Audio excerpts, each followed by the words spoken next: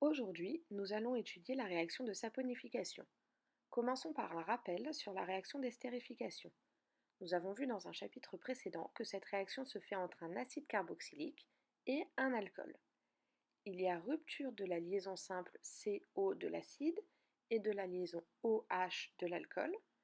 Les groupements OH et H se lient pour former la molécule d'eau, tandis que les groupements restants se lient pour former un ester. Lors de ce même chapitre, l'hydrolyse de l'ester avait aussi été étudiée. L'ester réagit avec l'eau pour former un acide carboxylique et un alcool. Or, l'hydrolyse d'un ester ne se fait pas toujours par la molécule d'eau. Elle peut aussi se faire par les ions hydroxyde HO-. Dans ce cas, on parle de saponification.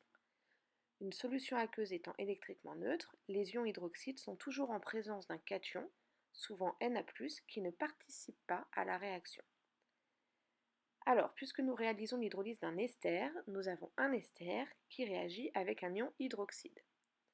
Comme vu auparavant, la liaison simple CO de l'ester et la liaison OH de l'ion se rompent.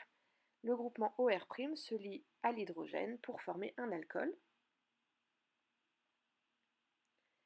Et les groupements restants se lient pour former un ion appelé l'ion carboxylate. Cet ion est stabilisé par le cation Na+, on parle donc de carboxylate de sodium. Ce cation est donc noté dans les réactifs sous cette forme, Na++ HO-. Et donc voici un exemple d'une réaction de saponification. Cette réaction étant lente à froid, on chauffe le milieu réactionnel avec un montage à reflux afin d'accélérer la réaction sans perdre de réactif. Ce montage avait déjà été vu dans un chapitre précédent. On peut aussi appliquer la réaction de saponification aux triesters, comme par exemple aux triglycérides, qui sont, je vous le rappelle, des triesters d'acide gras et de glycérol. Puisqu'il y a 3 groupes esters à hydrolyser, il faut 3 hydroxydes de sodium. La réaction se fait comme vu précédemment.